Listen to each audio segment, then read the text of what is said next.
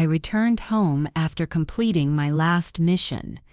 The military plane landed at Andrews Air Force Base as dawn was breaking over the horizon. My uniform, worn from decades of service, carried the insignias that silently told the story of Colonel Margaret Wilson, 68 years dedicated to the U.S. Special Forces. On my wrist, my father's old pocket watch, a constant reminder that I should always return home. The airport was nearly empty at that hour. I dragged my military-issue duffel bag, worn at the corners, while my thoughts flew to Nathan, my only grandson. It had been 2 years since I'd last seen him, when he visited me before I departed for my final mission in Afghanistan. Now I just wanted to hug him, hear his stories, make up for lost time. I took a taxi to the upscale neighborhood in Bethesda, where Nathan lived with his wife, Olivia. During the ride, I watched as the city slowly awakened. Streets began filling with early workers, street vendors setting up their stands, and the aroma of freshly brewed coffee escaping from cafes. My heart beat with anticipation. I had regularly sent money to Nathan, making sure they never lacked anything. The driver, an older man with a kind face, looked at me in the rearview mirror. "Coming back from a long trip, ma'am?" "2 years," I replied, without going into details about my classified mission. "Your family must be anxious to see you." I smiled slightly. Nathan was all the family I had left. My son and his wife had died in a car accident when Nathan was just 10 years old. Since then, I had become his only family, until he met Olivia in college. "Maple Lane, number 108, I told the driver as we approached. The house was exactly as I remembered it, an elegant 2-story colonial, with a front yard that Nathan always kept immaculate. I had insisted on buying them this house when they got married. I wanted them to have a good start. When the vehicle stopped in front of the elegant house, I noticed something strange. The curtains were drawn, and the yard, normally impeccable, showed signs of neglect. The plants looked withered, the grass overgrown, and newspapers had accumulated at the entrance. An unsettling feeling came over me as I paid the driver.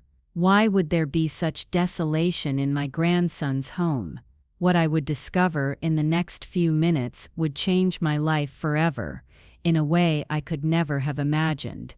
With firm steps, accustomed to facing difficult situations, I walked up to the porch and rang the doorbell. The sound echoed inside, but no one answered. I tried several times without success. The silence was oppressive, as if the house had been empty for some time. I tried to look through the windows, but the curtains prevented me from seeing inside. "Mrs. Wilson? Is that you?" I turned to find Evelyn, Nathan's neighbor, an elderly woman watering her plants across the street. I vaguely remembered her from my previous visits. Nathan always spoke well of her, saying she was like a second grandmother to him. "Evelyn. Good morning. Do you know where my grandson is?" Evelyn's expression changed. Her eyes filled with compassion as she set the watering can down and crossed the street to approach me. Her face showed a mixture of surprise and sadness that made my stomach tighten. "Mrs. Wilson, Nathan is at Georgetown University Hospital. He's been admitted for 3 weeks. Terminal brain cancer. I thought you knew." The world stopped. I felt as if the air had been knocked from my lungs, as if I'd been shot in the chest. I leaned on the porch railing to keep from falling. "Nathan? My Nathan with terminal cancer. And no one had informed me? Are you sure?" I asked with a broken voice, though I knew Evelyn wouldn't lie about something like this. "Completely. They took him by ambulance 3 weeks ago, when he collapsed at his office. He hasn't been home since. They diagnosed him with a very aggressive brain tumor. The doctors say," Evelyn lowered her voice, "that he doesn't have much time left. I tried to process the information while my military mind, trained for emergencies, began to function automatically, planning my next moves. And his wife? Olivia? I asked with the firmest voice I could muster. Evelyn looked away, clearly uncomfortable. I saw her yesterday on Instagram. She's in the Hamptons, at some luxury resort. She's been posting photos of parties all week. Some neighbors comment that she's barely visited Nathan since he was admitted. My blood boiled in my veins. With trembling hands, I took out my phone and ordered an urgent taxi to Georgetown University Hospital. During the ride, I tried to contact Olivia. I called several times, but it went straight to voicemail. I opened Instagram, an app I rarely used, and searched for her profile. What I saw confirmed Evelyn's words: photos on yachts, luxury dinners, expensive jewelry, while my grandson was dying in a hospital. In an image posted just yesterday, Olivia posed with a cocktail in hand and a radiant smile, surrounded by strangers on what appeared to be the deck of a yacht. The caption read, "Living my best life # no regrets." The date coincided exactly with the moment Nathan was fighting for his life. I had never completely liked Olivia. I always found her too interested in money and social status, but Nathan loved her, and I respected his choice. Now I realized how wrong I had been to trust her. As the taxi sped toward the hospital, I couldn't help but wonder what other painful revelations awaited me, and whether I would reach my grandson in time to say goodbye.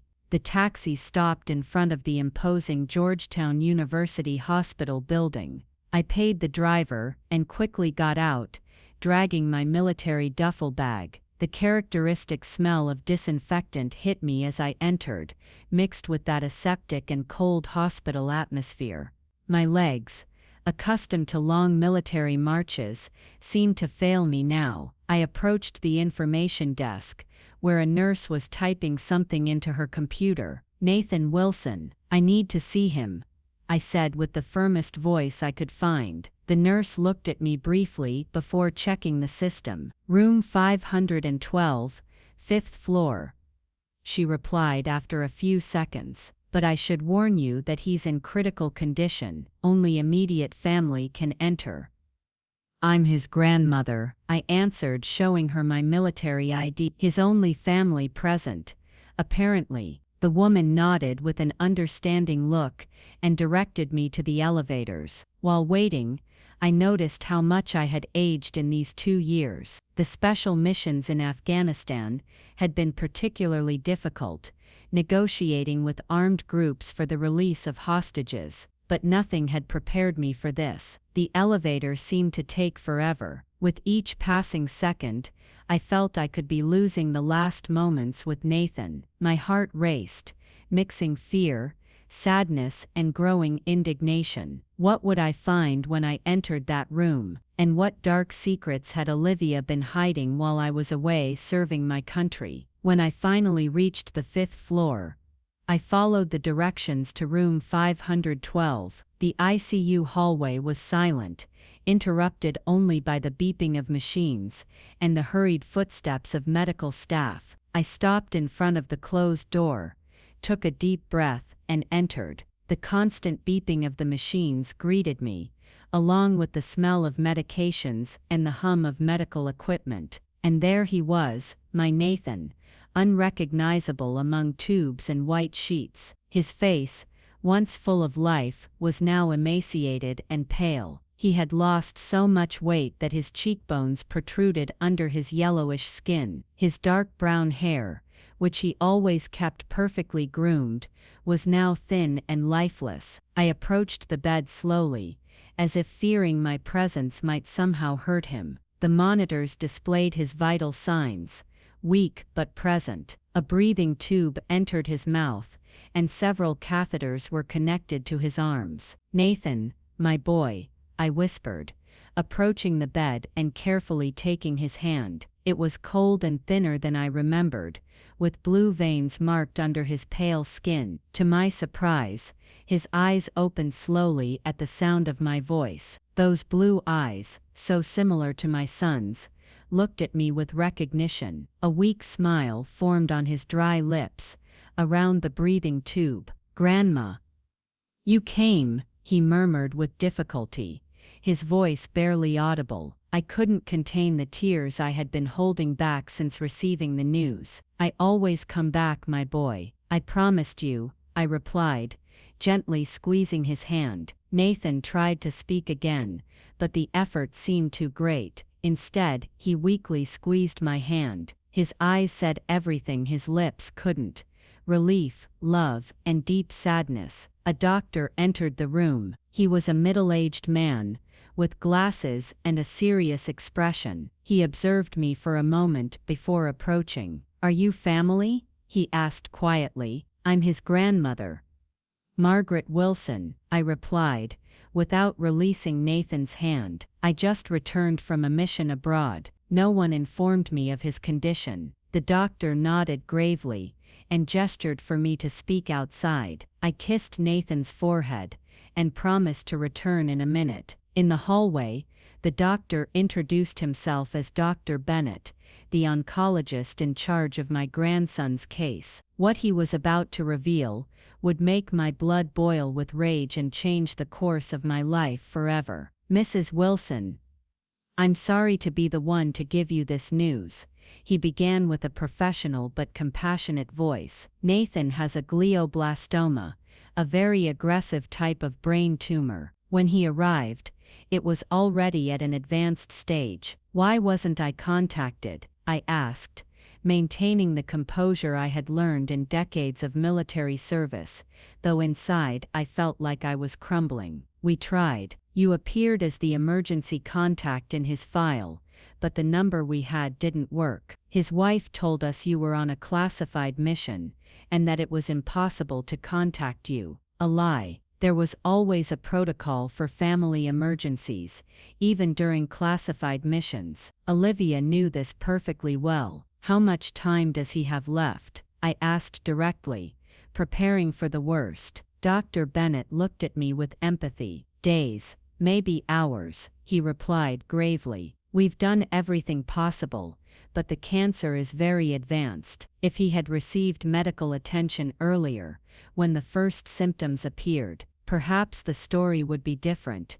I felt a knot in my throat. Nathan had been suffering while I was away, and no one had done anything to help him in time. "Has his wife been to see him?" I asked, though I already knew the answer. "She came a couple of times the first week," the doctor replied, "but she hasn't returned in the last 10 days. We've tried to contact her, but she doesn't respond." Nathan has been practically alone. Each word was like a dagger. Rage began to mix with the pain, forming a cold determination within me. But now, the only thing that mattered was Nathan. "Thank you, doctor. I'll be with him for as long as he has left." I returned to Nathan, and sat in the chair beside his bed. I gently stroked his hair, as I used to do when he was a child and had nightmares. I began to tell him stories about my missions, the parts I could share, about the places I had seen, the people I had met. I told him about the mountains of Afghanistan,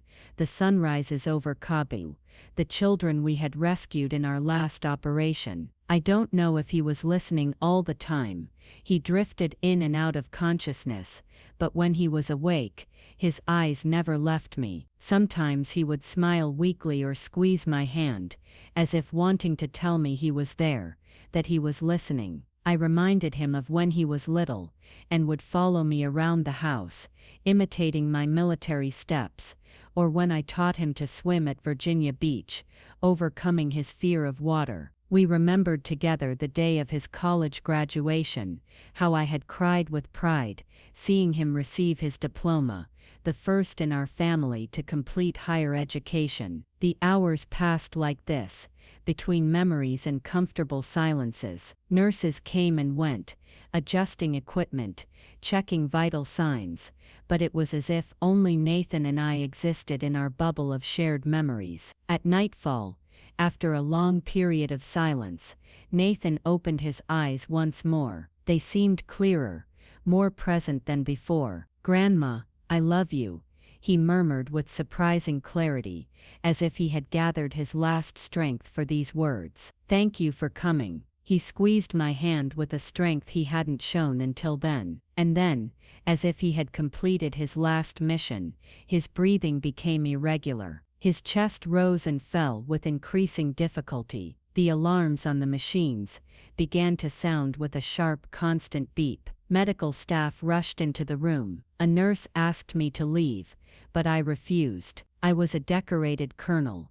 I had seen death many times, but I never thought I would see my grandson go before me. "I'm sorry, ma'am, he's gone into cardiac arrest," said Dr. Bennett as they began resuscitation maneuvers. I stayed in a corner of the room, watching as they tried to bring Nathan back to life, but I knew, with that certainty that comes only from having seen death up close so many times, that my grandson was gone. He had stayed just long enough to say goodbye to me. After several minutes of attempts, the doctor looked at the clock and said the words that would shatter what was left of my heart. "Time of death, 8:47 p.m. I went out into the hallway, as the doctors disconnected the equipment and prepared the body. With trembling hands, I took out my phone and called Olivia again. This time she answered, and the sound of music and laughter in the background hit me like a slap.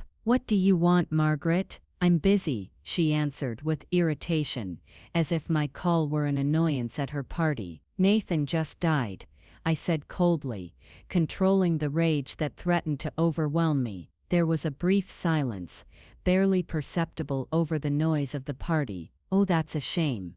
I'll call you later," and she hung up. Without a tear, without a question about the funeral arrangements, without showing the slightest remorse for not having been with her husband in his final moments. Nothing. At that moment, something changed inside me. The acute pain transformed into an icy determination, a clear purpose. My military training took control. Identify the objective, plan the strategy, execute the mission. My last mission hadn't ended, it had just begun. What I would discover in the coming hours about Olivia and her betrayal would be just the tip of the iceberg, and my response would unleash a storm that no one, especially her, could have foreseen. I spent that night with Nathan's body, keeping vigil in the solitude of the hospital room. I talked to him for hours, asking his forgiveness for not being there when he first became ill, promising him I would seek justice. When dawn came, I kissed his forehead one last time before they came to take him to the morgue. As I left the hospital, the world seemed different, the colors less vivid, the sounds muffled, as if everything were covered by a gray veil. But my mind was clear, focused on what I needed to do next. My first objective was to understand exactly what had happened. I took a taxi to Nathan's house in Bethesda. This time, I used the emergency key he had given me years ago, when I bought the property. The interior of the house confirmed my suspicions. It was a chaos of opulence and neglect. Empty bottles of expensive champagne, designer clothes with tags still attached thrown over the sofas, bills from jewelers and luxury hotels scattered across the tables. In the kitchen, dirty dishes piled up in the sink, some with moldy food, a sign that no one had cleaned in weeks. I went up to the master bedroom. Olivia's closet was full of new clothes, many pieces still with exorbitant price tags. On her vanity, I found expensive jewelry I didn't remember seeing before. Everything screamed extravagance, all while Nathan suffered alone in a hospital. In Nathan's study, the contrast was evident. Everything was orderly, neat, just as he always kept his things. On his desk, I found a brown leather journal. With a heavy heart, I sat in his chair and began to read the last entries. February 15th. The headaches are getting worse. I told Olivia I should see a doctor, but she insists it's stress from work. Maybe she's right. March 3rd. Grandma Margaret sent money again. I told Olivia we should use it to go to the doctor and get a complete checkup, but she insists we need to renovate the living room. I don't want to worry Grandma while she's on mission. March 27th. Today I fainted at work. The company doctor sent me directly to the hospital. Olivia seemed more upset about having to cancel her spa appointment than concerned about my health. April 2nd. The diagnosis came today. Brain tumor. I need urgent surgery, but insurance doesn't cover everything. Olivia says we can't afford to spend our savings, that we should look for cheaper alternatives. I've tried to contact Grandma, but her unit says she's on a classified mission. Page after page, I discovered the truth. Nathan had noticed the first symptoms more than 6 months ago: headaches, blurred vision, occasional dizziness. Olivia had told him it was stress, that he didn't need doctors. When he finally collapsed at work and was diagnosed, it was already too late for effective treatment. As I continued reading, I would uncover increasingly disturbing revelations, and soon I would realize that the extent of Olivia's betrayal went far beyond what I could have ever imagined. Tears fell on the pages as I read how my grandson had suffered in silence, how Olivia had systematically ignored his symptoms, and how the money I sent, intended for Nathan's well-being, was diverted to her luxuries and whims. The last entry, written in shaky handwriting, broke my heart. April 20th.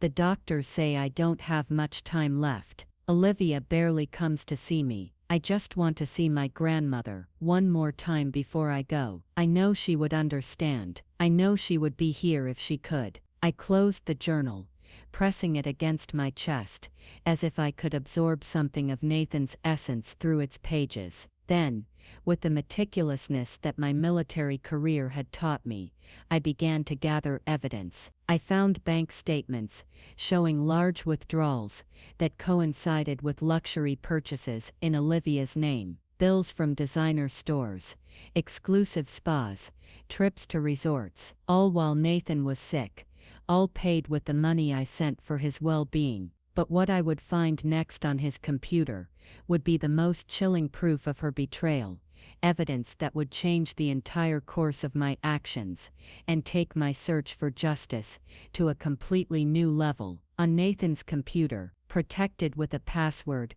I recognized as our special date, the day I gave him his first watch, I found more evidence: emails from doctors recommending treatments that were never carried out, hospital quotes that Olivia had rejected as too expensive, messages from Nathan to his health insurance, trying to expand his coverage. I also found something that chilled my blood: screenshots of Olivia's conversations with her friends, where she talked about Nathan as a lost cause, and her plans to enjoy life while she could. In one of them, dated just a week after the diagnosis, Olivia wrote, "The doctors say there's no cure anyway. Why spend on useless treatments when we can make the most of the time left?" But the most disturbing thing was an email sent by Olivia to a friend, where they openly discussed plans for when Nathan was no longer there. They talked about selling the house, a trip to Europe, even potential new partners, all calculated, all planned while my grandson fought for his life. With each document I found, with each piece of evidence of Olivia's betrayal, my determination strengthened. It wasn't just about justice for Nathan, it was about making sure Olivia wouldn't benefit one more cent from my grandson's suffering. I saved all the documents in my military briefcase, along with Nathan's journal, and some photographs I found in his desk: him and me at his graduation, us at the beach when he was a child, a recent photo where he already looked thin and pale, with Olivia beside him looking at her phone instead of at the camera. Before leaving, I entered Nathan's room one last time. Unlike the rest of the house, it was orderly and clean, as if no one had slept there in weeks. On his bedside table, I found something that made me smile through tears: the old pocket watch I had given him when he turned 15, a replica of the one my father gave me. I carefully took it and put it in my pocket next to mine. With my bag and the briefcase full of evidence, I went directly to the office of my old friend, General Thompson, now director of the Military Financial Unit. We had served together on several missions, and I knew I could trust him. His office was in a discreet building in downtown Washington. When I announced myself, they let me in immediately. Thompson, a stocky man with gray hair and a penetrating gaze, stood to receive me. His expression changed when he saw my face. "Margaret, what's happened?" he asked, indicating that I should sit down. "Nathan has died," I replied simply, and proceeded to tell him the whole story, from my return to the documents I had found. Thompson listened without interrupting, his expression becoming grimmer with each detail. When I finished,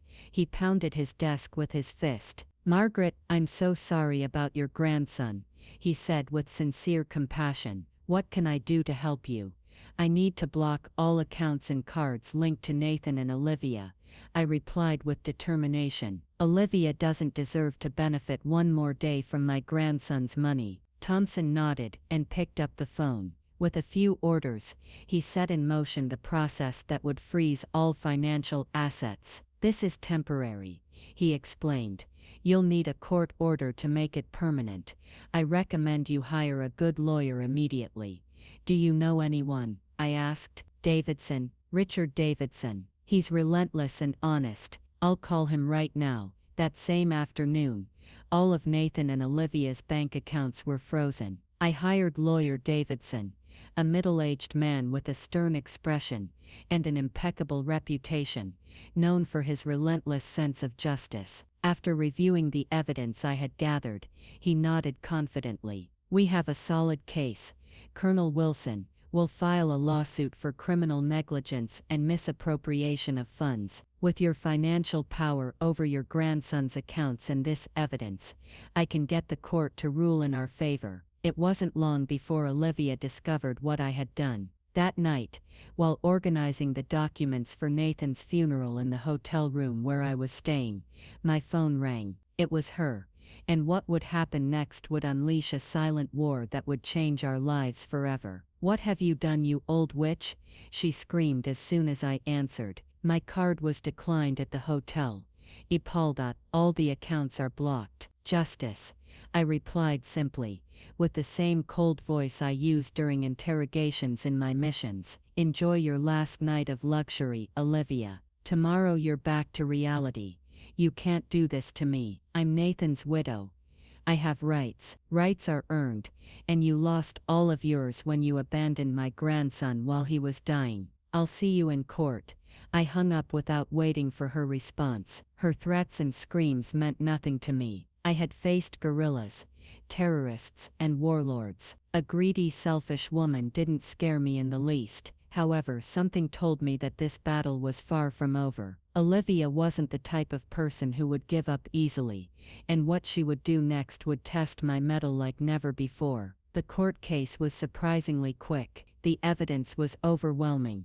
Bank statements showing extravagant spending, coinciding with the dates of Nathan's hospitalization, testimony from medical staff, confirming that no one visited my grandson, Nathan's journal documenting how Olivia ignored his symptoms for months, and the messages where she herself admitted her negligence. The judge, an older man with a stern expression, listened attentively to both sides. Olivia appeared in a somber black dress, with a grieving expression, playing the role of the heartbroken widow. Her lawyer argued that she had been a devoted wife, that the expenses were part of the necessary comfort during difficult times, and that I, as a retired military officer with possible post-traumatic stress, was exaggerating the situation. When it was my turn to speak, I stood up with the dignity my years of service had taught me. I wore my full dress uniform, with all my medals and decorations. "Your Honor," I began, "I'm not here as a soldier, but as a grandmother who found her grandson dying alone, while the person who should have been caring for him spent the money intended for his treatment on parties and luxuries. I don't seek revenge, I seek justice for Nathan, so that his memory won't be tarnished by greed and negligence." I presented each piece of evidence meticulously, with the precision that characterized me. When I showed the screenshots of Olivia's messages to her friends, a murmur ran through the courtroom. Her face, previously composed in a mask of grief, now showed barely contained rage. The judge ruled in my favor on all points. Olivia lost all rights to Nathan's property. Her face, distorted by fury as she left the courtroom, contrasted with the calm I felt. It wasn't happiness, how could it be without Nathan, but the satisfaction of knowing I had done the right thing, that I had protected my grandson's legacy. "You'll pay for this, Margaret," Olivia hissed when we crossed paths at the exit. "No one humiliates me like this." I looked her directly in the eyes without fear. "You've already paid, Olivia, with your dignity and your credibility, and that's just the beginning of what you deserve." She left with her lawyer, leaving me alone with Davidson, who put a hand on my shoulder. "You did the right thing, Colonel. Your grandson would be proud." In the days that followed, I took care of Nathan's funeral arrangements. It was a simple but dignified service, with military honors that I arranged through my contacts. Several of Nathan's work colleagues attended, along with some neighbors and friends from college. Olivia didn't show up. During the ceremony, I held the 2 pocket watches in my hands, mine and Nathan's, symbols of a time that had escaped us, of promises we couldn't quite fulfill. As the coffin descended, I placed a single white rose on it and whispered my last promise. "Rest, my boy, your life will have a purpose." With the recovered money and Nathan's military insurance compensation, I made the most important decision after his death. I wouldn't allow his suffering to be in vain. I couldn't bring him back, but I could ensure that his name meant something, that his memory would help others facing the same struggle he did. What would happen next would change not only my life, but the lives of many others, proving that even from the darkest tragedy, a light of hope can be born. I founded the Nathan Wilson Foundation for brain tumor patients without resources. I converted part of the house in Bethesda into offices for the foundation, transforming that space that had witnessed so much neglect into a place of hope. I made sure every penny went to treatments, research, and support for affected families. Nathan's study became my office, where I spent hours reviewing applications, coordinating with hospitals, and ensuring that the money reached those who truly needed it. Many nights I fell asleep at his desk, with his journal beside me, as if somehow I could feel him close while continuing his legacy. The first weeks were a whirlwind of activity. I contacted the best oncologists specializing in brain tumors, established protocols for selecting beneficiaries, and created a transparent system for administering the funds. My military experience in logistics proved invaluable in organizing everything efficiently. Soon the Nathan Foundation began supporting its first patients. I especially remember Joseph, a young math teacher with a glioblastoma similar to Nathan's.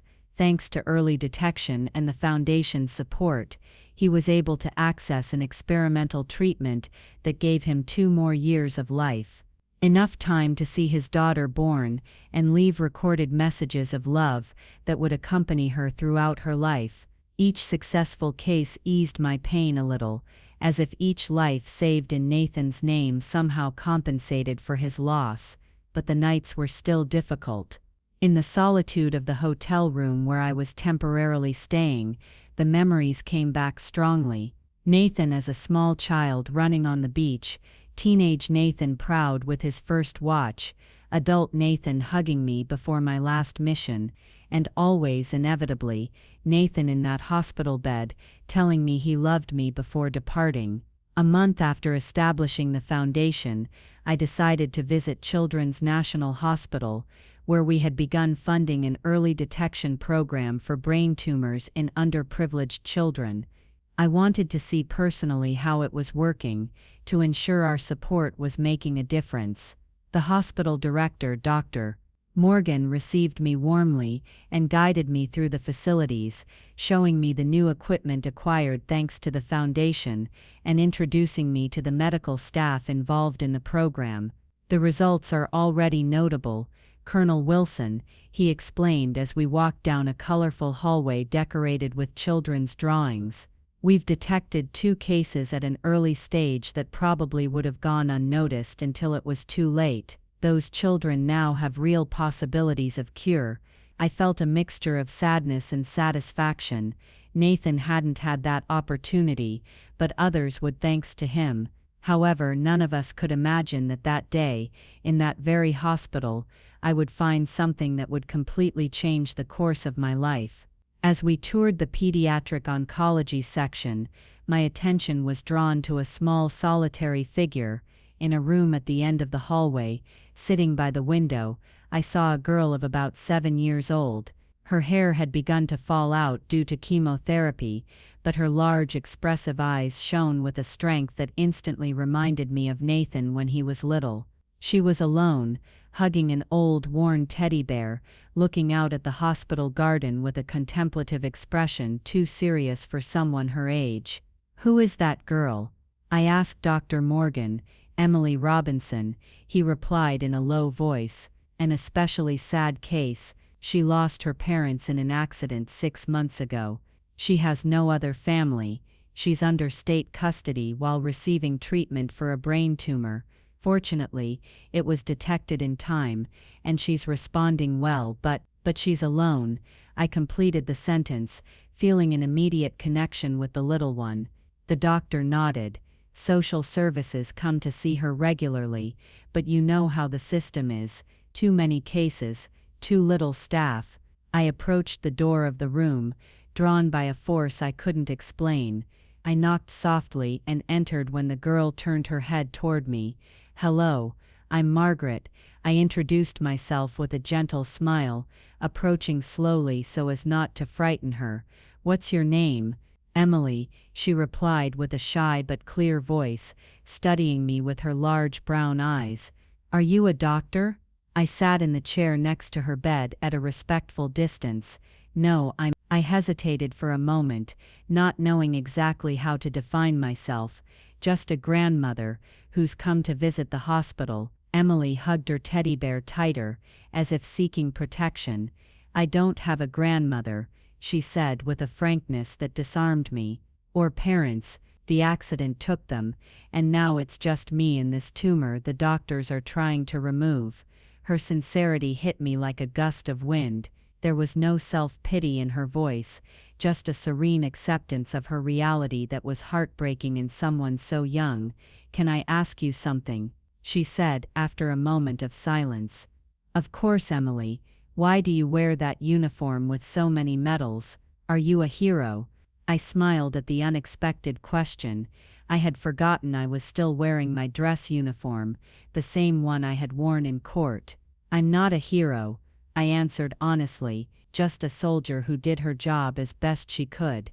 "My dad said soldiers protect people," she commented, her eyes shining with a happy memory. "Did you protect people?"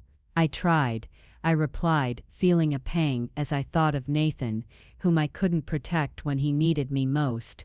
I stayed with Emily all afternoon.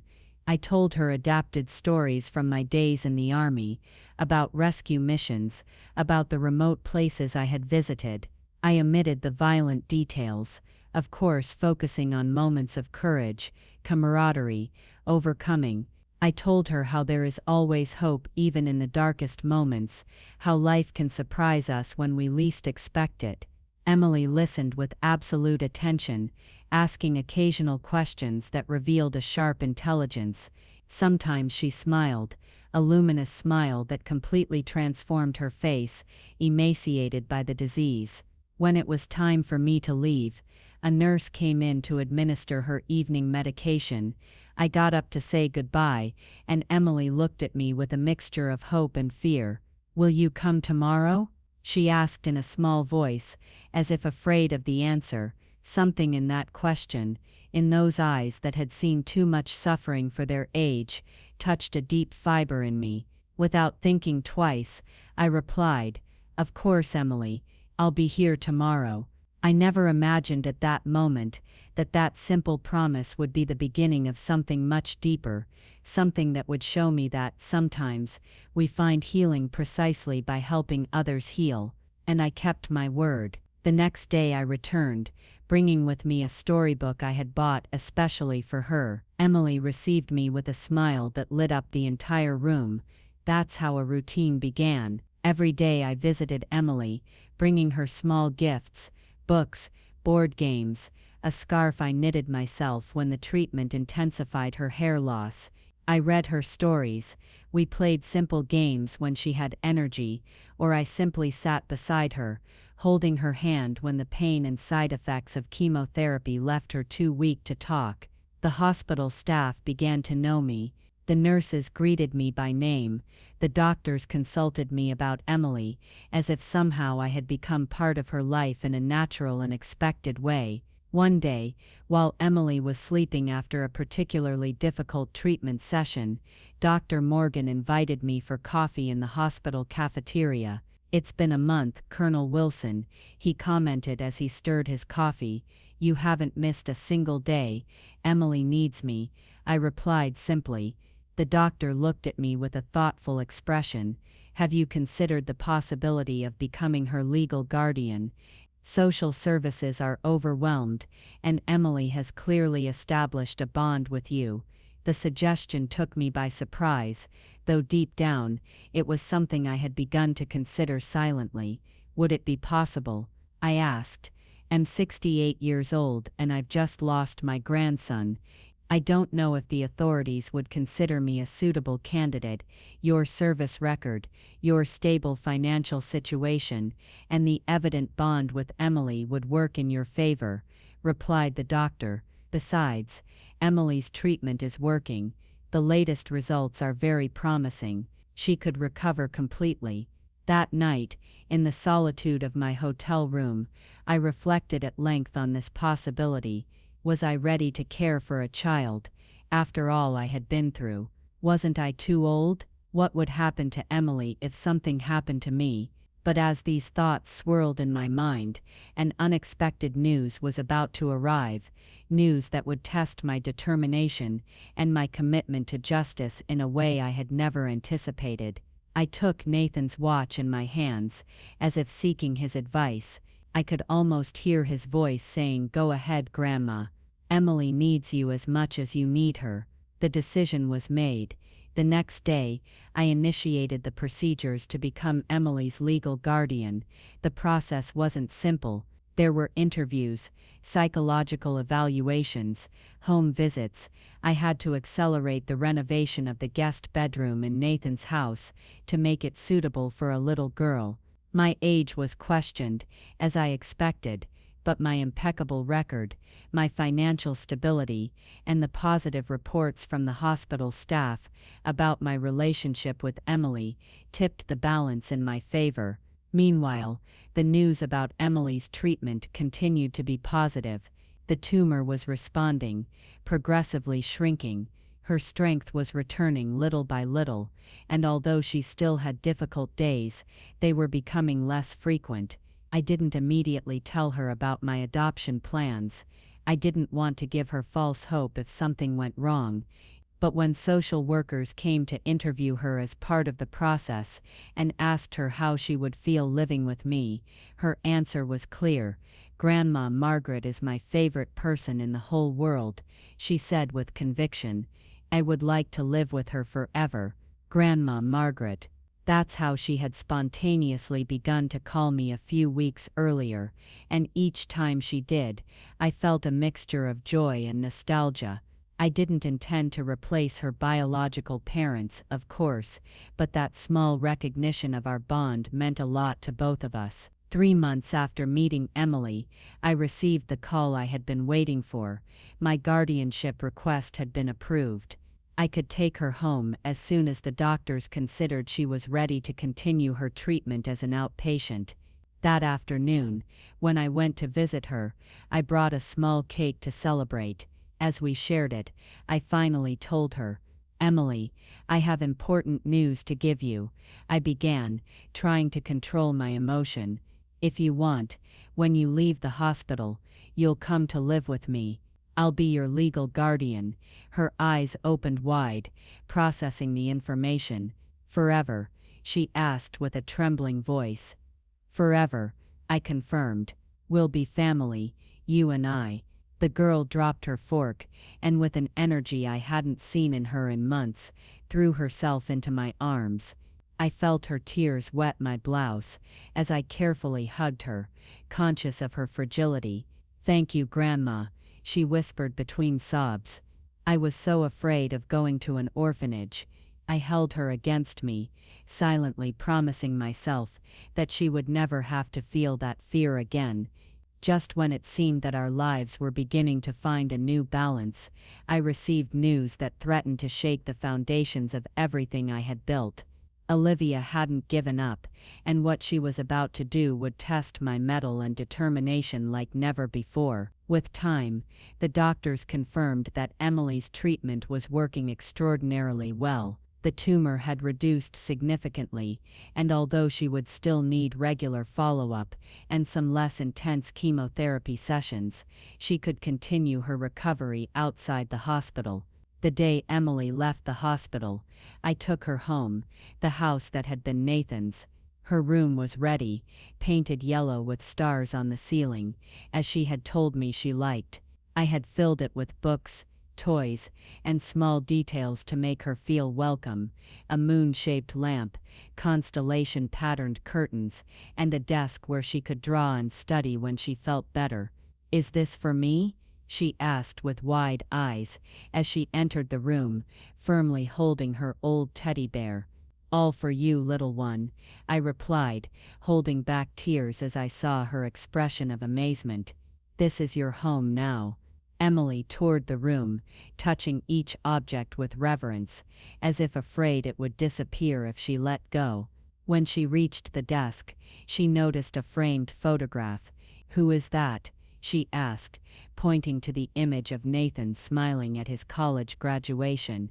"That's Nathan, my grandson," I replied, approaching. "He lived here before." "Where is he now?" "He passed away a few months ago," I explained gently. "He had a disease similar to yours, but they couldn't detect it in time." Emily looked at the photograph with a solemn expression, much more mature than her 7 years would suggest. "I'm so sorry, Grandma," she said, taking my hand with hers, small and warm. "It must be very sad." "It is," I admitted, "but having someone to care for, someone to love, makes the pain more bearable." That night, while Emily slept in her new room, I quietly entered Nathan's study, which I now use to manage the foundation. I opened the drawer, where I kept his collection of antique watches, his passion since childhood. Each one had a story, a memory associated with it. Nathan collected them inspired by my old pocket watch, starting his own tradition. I took the most special one, a pocket watch similar to mine, which Nathan had restored with his own hands. He had found it in an antique market, rusted and apparently unusable. He spent months cleaning it, studying its mechanism, replacing parts until it worked perfectly again. He was so proud when he showed it to me, explaining every detail of the process with enthusiasm. When I would see Emily in the morning, I would have a special gift that would symbolize our new beginning together, but would also keep Nathan's memory alive in our reconstructed family. The next morning, as we had breakfast, I gave it to Emily. "This was Nathan's, my grandson," I explained, placing the watch in her small hands. "He repaired it himself. He would have wanted you to have it."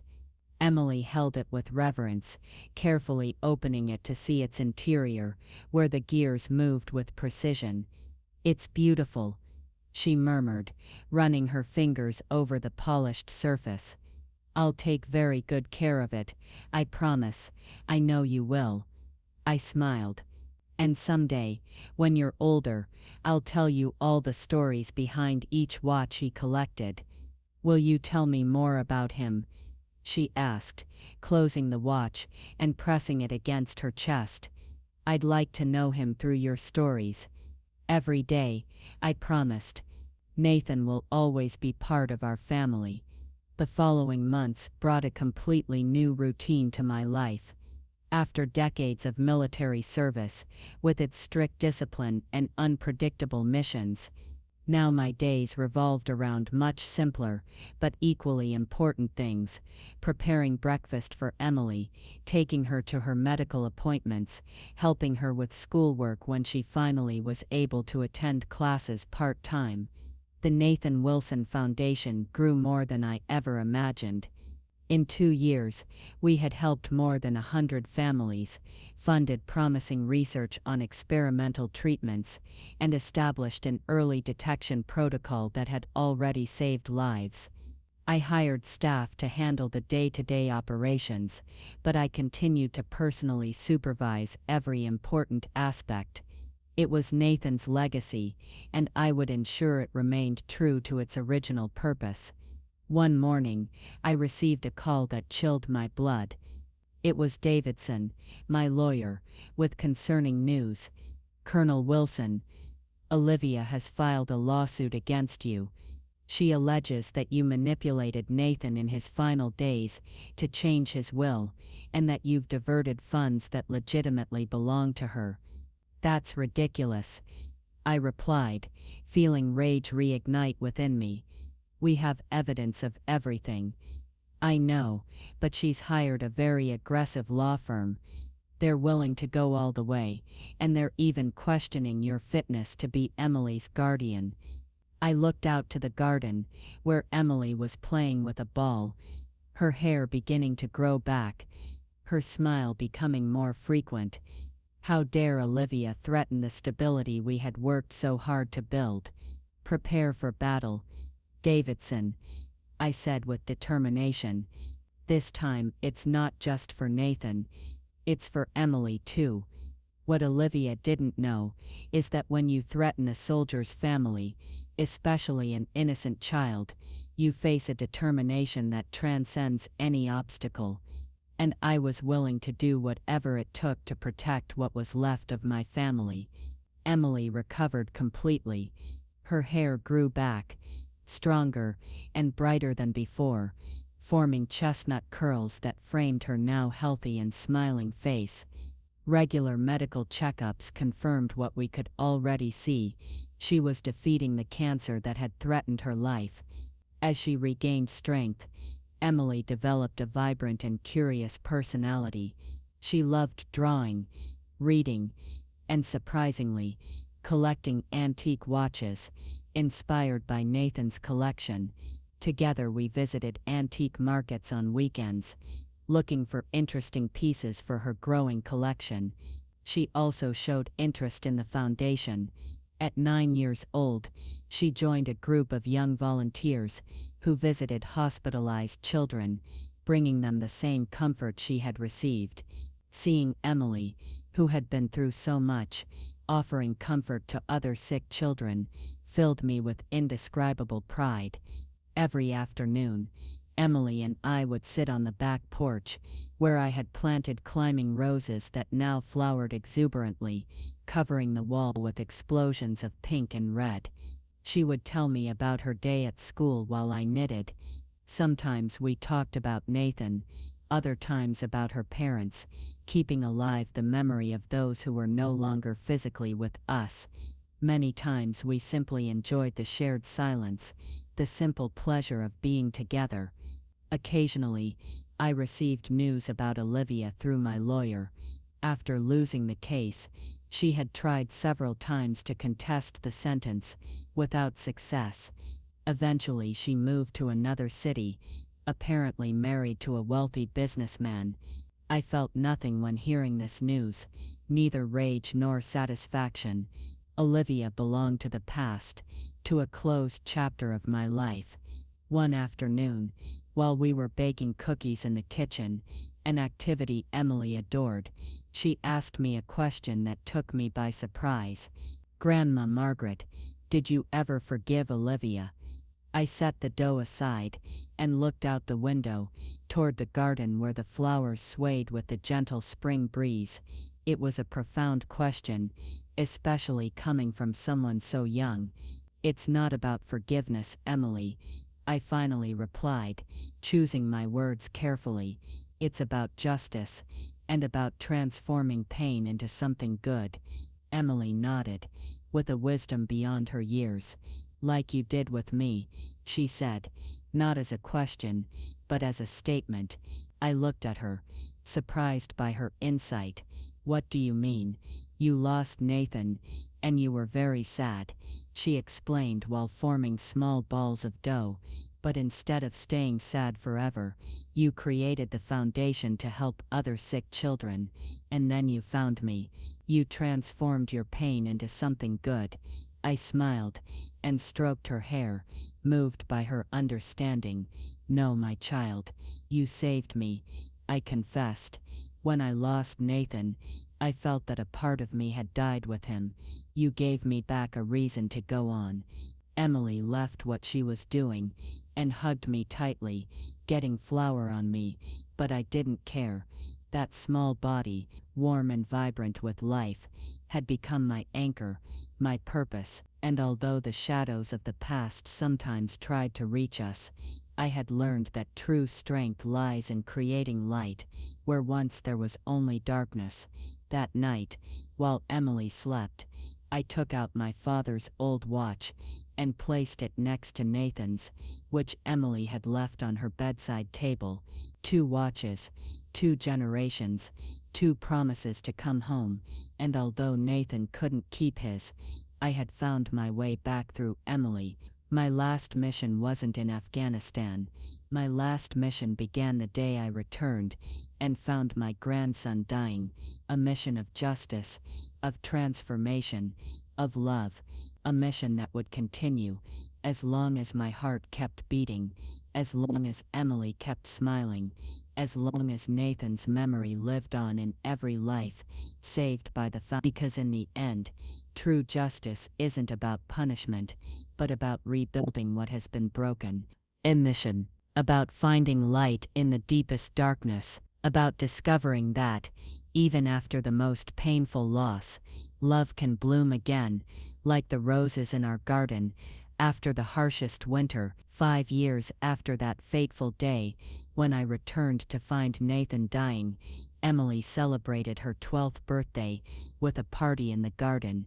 Her school friends, foundation volunteers, and some patients who had recovered thanks to our programs filled the house with laughter and music. As I watched her blow out the candles, surrounded by friends, and with that glow of health and happiness on her face, I felt Nathan's presence beside me, as if somehow he was there, celebrating with us. Perhaps it was just my imagination, or perhaps something of him really remained, in the air, in the light, in the love we had built from the ashes of tragedy. Emily looked for me in the crowd, and smiled at me, a smile that lit up her entire face, and reminded me that life, despite its cruel turns, always finds a way to be reborn. I approached to hug her, feeling Nathan's watch in the pocket of her dress, where she always carried it on special occasions. "I love you, Grandma,"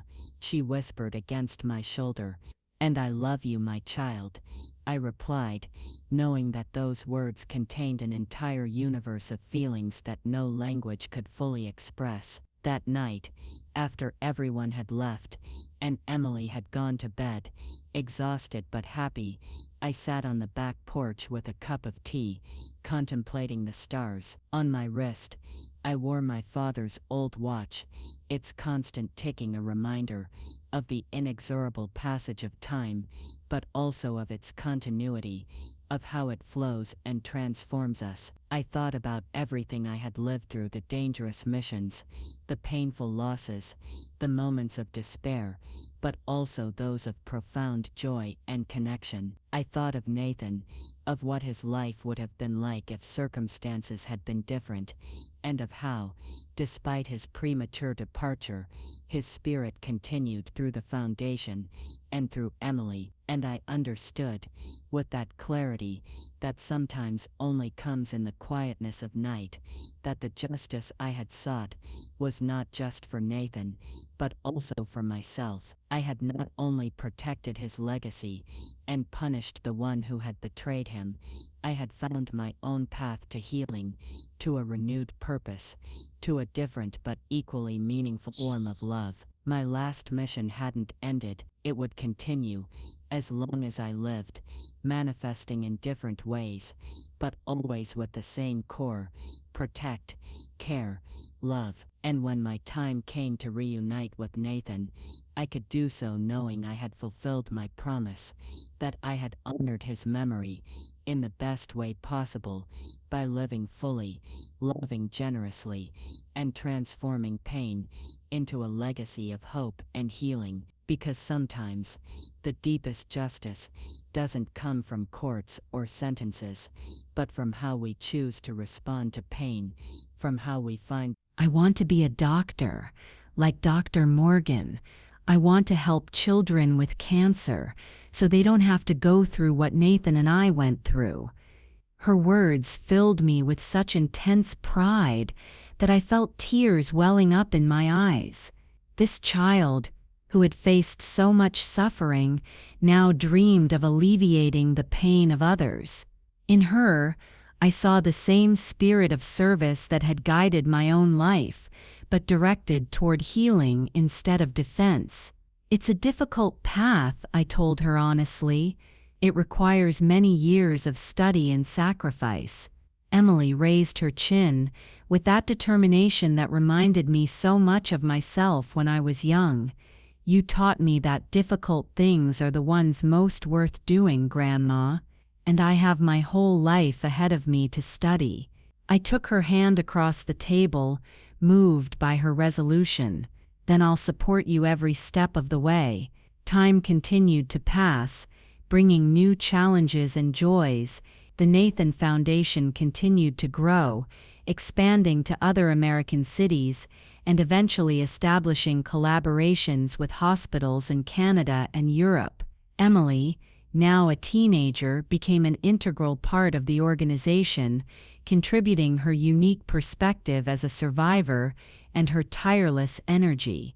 One day, when Emily was 15, we received an unexpected visit.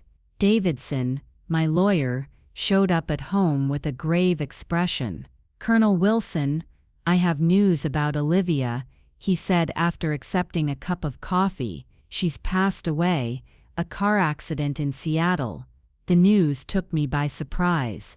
After all these years, Olivia had become little more than a distant memory, a shadow from the past I rarely thought about. "I understand," I replied simply. "May she rest in peace." "There's something else," continued Davidson.